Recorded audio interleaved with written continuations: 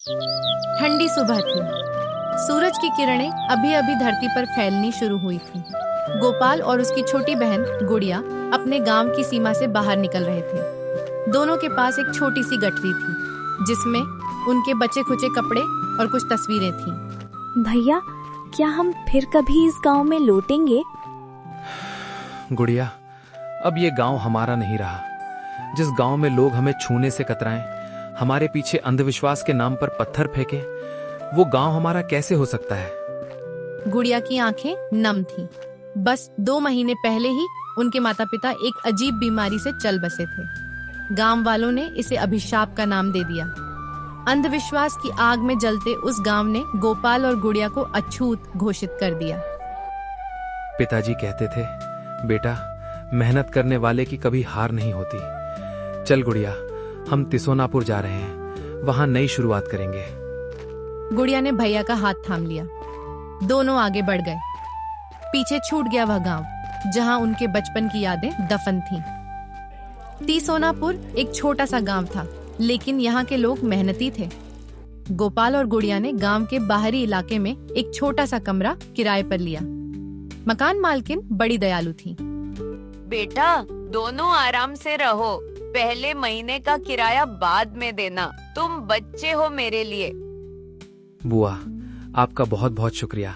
मैं जल्द ही कोई काम ढूंढ लूंगा।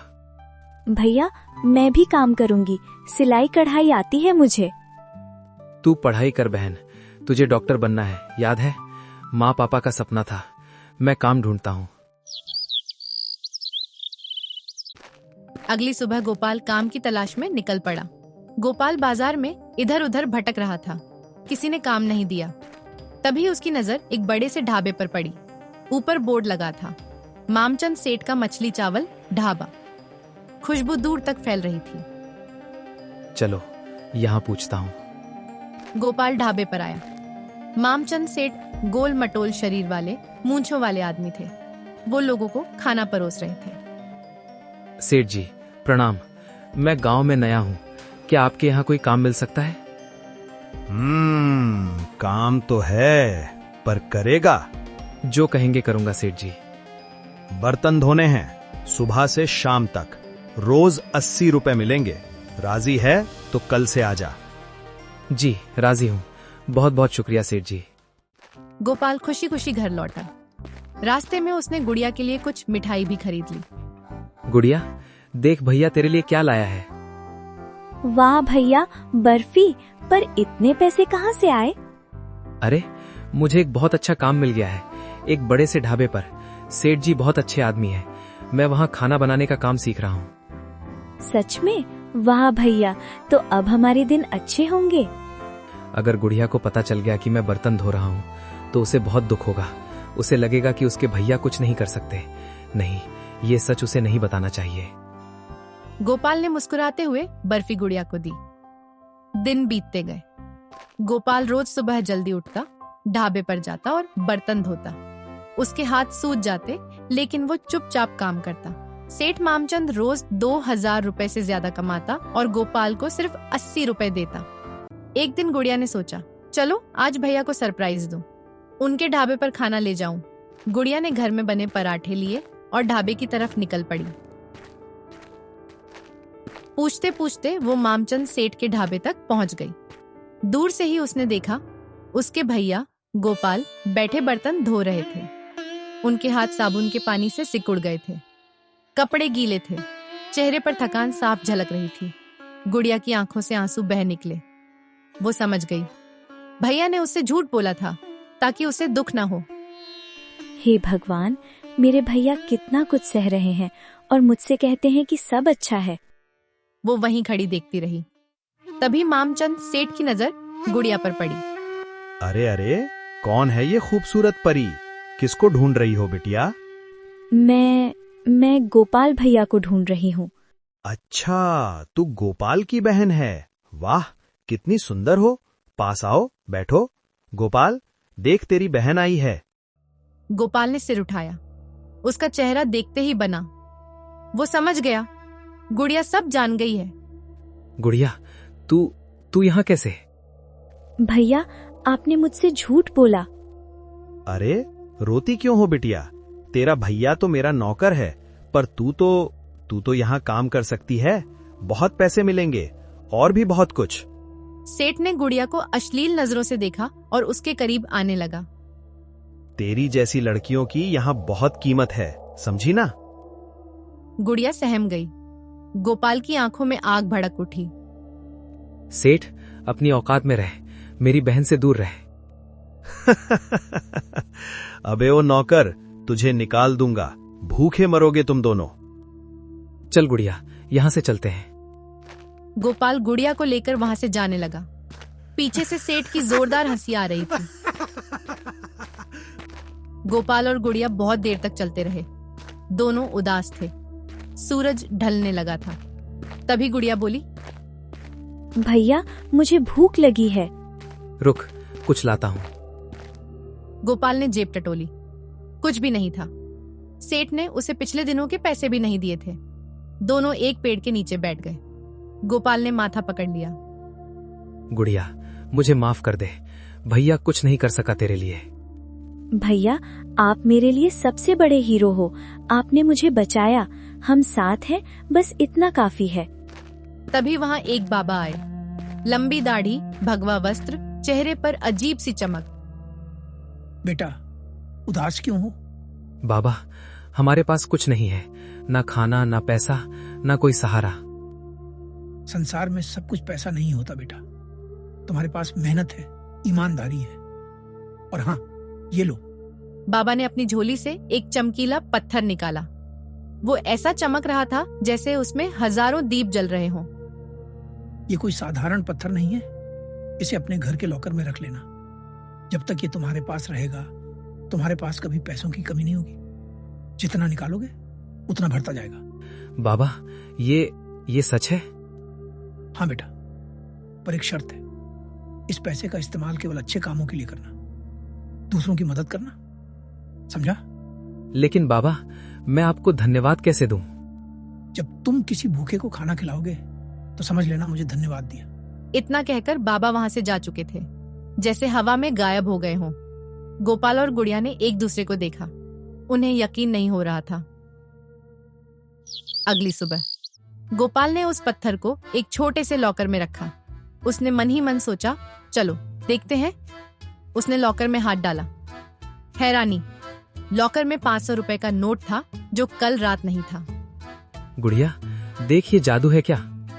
भैया बाबा सच्चे थे। गोपाल ने फिर लॉकर से पैसे निकाले। जैसे ही वो निकालता, फिर से 500 रुपए आ जाते। गोपाल ने सीमित पैसे निकाले, ठेला लगाने के लिए जरूरी सामान खरीदने भर के। उसने बाजार से एक छोटा ठेला किराए पर लिया। चिकन, चावल, मसाले और बर्तन खरीदे और शुरू कर दिया गोपाल का स्पेशल चिकन चावल। सबसे हैरान करने वाली बात, उसने एक प्लेट चिकन चावल का दाम रखा, सिर्फ 20 रुपए। भैया सिर्फ 20 रुपए? इतना सस्ता? हमें तो नुकसान होगा। गुड़िया, बाबा ने कहा था दूसरों की मदद करो। जब हमारे पास असीमित स्रोत है तो मुनाफा क्यों कमाएं? पर अगर बिल्कुल मुफ्त देंगे तो लोगों को इसकी कीमत नहीं पता चलेगी।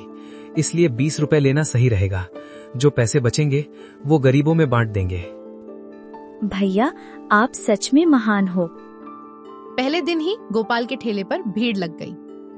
अरे भाई, 20 रुपए में चिकन चावल, इतना सस्ता? जी भैया, खाकर देखो, स्वाद ऐसा कि उंगलियां चाटते रह जाओगे। वाह क्या स्वाद है। सेठ मामचंद की मछली चावल से तो कहीं ज्यादा बढ़िया है, और वो 100 रुपए लेता है। भाई तुमने तो कमाल कर दिया। रोज आऊंगी यहाँ। खबर आग की तरह फैल गई। गोपाल के ठेले पर रोज लंबी लाइन लगने लगी। लोग दूर दूर से आने लगे। मामचंद सेठ का ढाबा अब सूना पड़ा रहता। ग्राहक गोपाल के ठेले पर चले गए थे। गोपाल कौन सा जादू कर रहा है? 20 रुपए में चिकन चावल? ये मुमकिन नहीं। जरूर कोई मिलावट करता होगा। उसने फोन करके अपने आदमियों को बुलाया। जाओ पता लगाओ कि ये गोपाल इतना सस्ता सामान कहां से लाता है। अगले दिन सुबह गोपाल चिकन खरीदने निकला। वो सीधा मुर्गी मंडी गया। पीछे सेठ मामचंद भी था, जो उसका पीछा कर रहा था। गोपाल ने ताजा चिकन खरीदा अच्छे दाम देकर। फिर वो किराने की दुकान पर गया। काका, बढ़िया बासमती चावल देना और सबसे अच्छे मसाले। हाँ बेटा, तुम्हारे लिए सबसे बढ़िया। पैसे? गोपाल ने पूरे पैसे निकाल कर दिए। कोई मोलभाव नहीं, कोई उधार नहीं।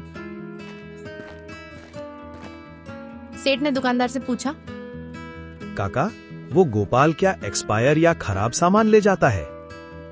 अरे नहीं सेठ जी, वो तो सबसे अच्छा सामान लेता है और नकद पैसे देता है, कभी उधार नहीं मांगता। लेकिन फिर 20 रुपए में चिकन चावल कैसे? यही तो रहस्य है, पर उसका खाना स्वादिष्ट है, इसमें कोई शक नहीं। सेठ वहां से निराश लौटा। रहस्य और गहरा होता जा रहा था। सेठ ने तय किया, आज रात चुपके से गोपाल के घर जाकर पता लगाऊंगा कि वो इतना सस्ता चिकन चावल कैसे बनाता है। रात के 12 बजे अंधेरा घना था। सेठ धीरे धीरे गोपाल के किराए के कमरे के पास पहुंचा। खिड़की में से रोशनी आ रही थी। उसने धीरे से झांका। अंदर गोपाल और गुड़िया रसोई में थे। गोपाल ने चिकन के टुकड़े मसाले में मिलाए और चावल अलग पका रहा था। भैया, ये पत्थर सच में कमाल का है, लेकिन हमें सावधान रहना होगा। हाँ गुड़िया, अगर किसी को पता चल गया तो बस हम अच्छे काम में लगे हैं। बाबा की कृपा हम पर है। भैया, पर इतना सारा चिकन चावल बनाने के बाद भी हमारे पास सामान कम क्यों नहीं होता? ये पत्थर का कमाल है, बस जरूरत भर का ही निकालता हूँ, बाकी सब गरीबों में बांट देता हूँ। सेठ ने यह सुना, उसकी आंखें फटी की फटी रह गईं। पत्थर? कैसा पत्थर? ये कोई जादुई चीज है क्या? वो और करीब झांकने लगा। तभी उसके पैर के नीचे एक सूखी टहनी टूटी। कौन है वहाँ? सेठ ने वहां से भागना शुरू कर दिया। अंधेरे में वो लड़खड़ाता हुआ भागा, पर गोपाल ने उसे पहचान लिया। वो सेठ मामचंद था, हमारा पीछा कर रहा है। भैया, अब क्या होगा? चिंता मत करो, वो कुछ नहीं कर सकता। चलो सो जाओ, कल फिर ठेला लगाना है। अगली सुबह सेठ सीधा गांव के मुखिया चौधरी दीनानाथ के पास पहुंचा। मुखिया जी, बड़ी शिकायत है। उस गोपाल ने मेरा धंधा चौपट कर दिया है। वो 20 रुपए में चिकन चावल बेच रहा है। जरूर मिलावट करता होगा। मिलावट? तुम्हें क्या लगता है? भला कोई 20 रुपए में असली चिकन चावल कैसे दे सकता है? जरूर खराब मीट इस्तेमाल करता होगा। ठीक है, चलो देखते हैं। मुखिया, सेठ और कुछ गांव वाले गोपाल के ठेले पर पहुंचे। वहां भारी भीड़ थी। गोपाल, हमें शिकायत मिली है कि तुम मिलावटी खाना बेच रहे हो। गोपाल ने मुखिया को प्रणाम किया। मुखिया जी, मैं कसम खाकर कहता हूँ, मैं सबसे अच्छा और ताजा सामान इस्तेमाल करता हूँ। तो बताओ, 20 रुपए में इतना सब कैसे? सेठ जी, मैं मुनाफे के लिए नहीं, सेवा के लिए काम करता हूँ। लेकिन तुम्हारा घर कैसे चलता है? इतना सस्ता बेचोगे तो नुकसान ही होगा। गोपाल चुप रहा। वो सच नहीं बता सकता था। तभी वहां एक औरत बोली, मुखिया जी, मैं रोज यहाँ खाती हूँ, मुझे कभी कोई तकलीफ नहीं हुई, बल्कि मेरे बच्चे जो पहले बीमार रहते थे अब तंदुरुस्त हैं। ये भगवान का काम कर रहे हैं। हाँ मुखिया जी, हमने कई जगह खाया, पर इतना स्वादिष्ट और साफ खाना कहीं नहीं मिला। सेठ को अपनी जलन है बस। मामचंद, तुम झूठी शिकायत कर रहे हो। गोपाल ईमानदार है, उसे काम करने दो। सेठ का चेहरा उतर गया। सेठ ने हार नहीं मानी। उसने सोचा, चलो गोपाल को बदनाम करते हैं। अगले दिन वो अपने कुछ लोगों के साथ गोपाल के ठेले पर आया। उसने एक अलग ही तरीका अपनाया, उपहास और मजाक। अरे भाइयों, सुनो सुनो, आज मैं तुम्हें एक सीक्रेट बताने आया हूँ। ये गोपाल महाराज अपने इस ठेले पर 20 रुपए में चिकन चावल बेच रहे हैं। हाँ हाँ, और इसमें असली चिकन होता है, ऐसा इनका दावा है। अरे भाई, इतना सस्ता तो चूहे का मीट भी नहीं मिलता। सोचो इसमें क्या डालते होंगे। सुना है पिछले जन्म में ये कोई बड़े रसोइया थे, इसलिए इतना सस्ता दे रहे हैं।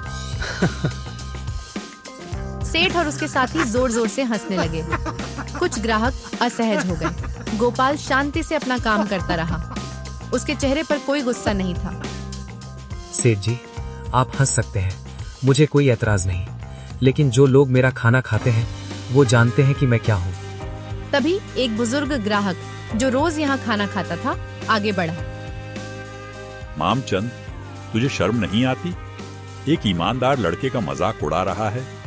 मैं पिछले 20 साल से तेरा मुंह देख रहा हूँ। तूने कभी किसी गरीब को मुफ्त में खाना खिलाया? पर ये लड़का रोज 20-25 गरीबों को मुफ्त खाना खिलाता है। और हाँ सेठ, तेरे ढाबे पर 3 दिन पुरानी मछली मिली थी मुझे। मैंने सोचा चुप रहूंगा, पर आज बता ही देता हूँ। हाँ हाँ सेठ, यहाँ से जाओ, हमें गोपाल भैया पर भरोसा है। सेठ का चेहरा पीला पड़ गया। उसकी हंसी वहीं गले में अटक गई। वो और उसके साथी वहां से चुपचाप खिसक लिए। कुछ दिनों बाद अब गोपाल का ठेला और भी मशहूर हो गया। लोग दूर दूर से उसका चिकन चावल खाने आते। गोपाल ने एक बड़ा सा भंडारा शुरू किया। हर रविवार को वो 100 गरीबों को मुफ्त खाना खिलाता। गुड़िया पढ़ाई में मन लगाकर पढ़ने लगी। वो डॉक्टर बनना चाहती थी ताकि गरीबों का इलाज कर सके। एक दिन गांव के बाहर वही बाबा फिर आए। गोपाल ने उन्हें देखा तो दौड़कर उनके पास पहुंचा। बाबा, मैं आपको धन्यवाद कैसे दूं? बेटा, तुमने ही तो सब कुछ किया है। मैं तो बस एक माध्यम था। ये पत्थर लो, इसे अब किसी और जरूरतमंद को दे दो। लेकिन बाबा, तुमने सीख लिया बेटा, असली जादू तुम्हारे अंदर है। तुम्हारी ईमानदारी, तुम्हारी मेहनत। ये पत्थर अब किसी और की मदद करेगा। बाबा ने गोपाल को आशीर्वाद दिया और वहां से चले गए। गोपाल ने आसमान की तरफ देखा और मुस्कुराया। सेठ मामचंद अब बिल्कुल अकेला हो गया था। उसका ढाबा बंद होने की कगार पर था। एक दिन उसने गोपाल के पास आकर हाथ जोड़े। गोपाल, मुझे माफ कर दे। मैंने तेरे साथ बहुत बुरा सलूक किया। मुझे सिर्फ अपना मतलब दिखता था। सेठ जी, बैठो, खाना खाओगे? पर मैंने तुम्हारा इतना नुकसान किया। सेठ जी, नफरत से कुछ नहीं होता। आप चाहो तो मेरे साथ मिलकर काम कर सकते हो। मैं आपको असली तरीका सिखा दूंगा, ईमानदारी से काम करने का। सेठ की आंखों में आंसू आ गए। उसने गोपाल से माफी मांगी और उसके साथ मिलकर काम करने का प्लान बनाना शुरू कर दिया। अब दोनों मिलकर गांव में 2 ठेले लगाते, एक गोपाल का और एक सेठ का। दोनों का दाम एक जैसा, 20 रुपए। शाम को गोपाल ने गुड़िया से कहा, गुड़िया, हमें सच छुपाना ठीक नहीं है। लोग हम पर भरोसा करते हैं। चलो मुखिया जी को सब बताते हैं। लेकिन भैया, अगर किसी को पत्थर के बारे में पता चल गया तो? हम सिर्फ इतना बताएंगे कि हमें किसी बाबा का आशीर्वाद मिला है। पूरी बात नहीं, बस इतना कि हम सेवा के लिए काम करते हैं। दोनों मुखिया के घर गए। वहाँ कई गांव वाले भी थे। मुखिया जी, मैं आप सबको सच बताना चाहता हूँ। हाँ बेटा, बोलो। मुखिया जी, जब मैं बेरोजगार था, बहुत परेशान था, तब मुझे एक बाबा मिले। उन्होंने मुझे आशीर्वाद दिया और कहा, बेटा, नेक काम करो, दूसरों की मदद करो, तुम्हारे पास कभी कमी नहीं होगी। बस उनके आशीर्वाद से मैं 20 रुपए में चिकन चावल बेच पाता हूँ और जो कमाई होती है वो गरीबों में बांट देता हूँ। तो तुम सिर्फ सेवा के लिए काम करते हो? जी, मैंने अपने माता पिता खो दिए। गांव वालों ने हमें अछूत समझकर निकाल दिया। उन्हें लगा कि हमें भी वही बीमारी होगी जो माँ पापा को हुई थी। लेकिन यहाँ आकर मैंने सीखा कि असली इंसानियत क्या होती है। गुड़िया की आंखों में आंसू थे। वहाँ खड़े सभी लोग भावुक हो गए। गोपाल, तुमने हमें सच्ची इंसानियत का पाठ पढ़ाया है। तुम आज से सिर्फ ठेले वाले नहीं, बल्कि इस गांव के सम्मानित नागरिक हो। हम तुम्हारे साथ हैं गोपाल। जो तुम्हें परेशान करेगा हम देख लेंगे। सेठ मामचंद जो पीछे खड़ा था शर्म से गड़ गया और दोनों की कमाई से गांव में एक छोटा सा अस्पताल बनवाया जहां गरीबों का मुफ्त इलाज होता था। 5 साल बाद गुड़िया अब डॉक्टर बन चुकी थी। उसी अस्पताल में वो काम करती थी जो गोपाल ने बनवाया था। गोपाल अब सिर्फ ठेले वाला नहीं था, बल्कि पूरे इलाके में भैया के नाम से जाना जाता था, जो हमेशा मुसीबत में काम आता है। एक दिन गोपाल ने गुड़िया से कहा, गुड़िया, तुझे याद है वो दिन जब हम अपना गांव छोड़कर आए थे? कैसे भूल सकती हूँ भैया, उस दिन लगा था जैसे दुनिया खत्म हो गई। पर आज इस गांव ने हमें अपना लिया। यहाँ के लोग हमारे अपने हैं। भैया, आपने मुझे सिखाया कि असली ताकत पैसे में नहीं, अच्छे दिल में होती है। गोपाल ने गुड़िया के सिर पर प्यार से हाथ रखा और दूर क्षितिज की तरफ देखा। वहीं कहीं उसके माता पिता की आत्माएं उन्हें देखकर मुस्कुरा रही थीं। जीवन में कठिनाइयां आती हैं, पर अगर इंसान ईमानदार, मेहनती और दयालु हो तो दुनिया की कोई ताकत उसे हरा नहीं सकती।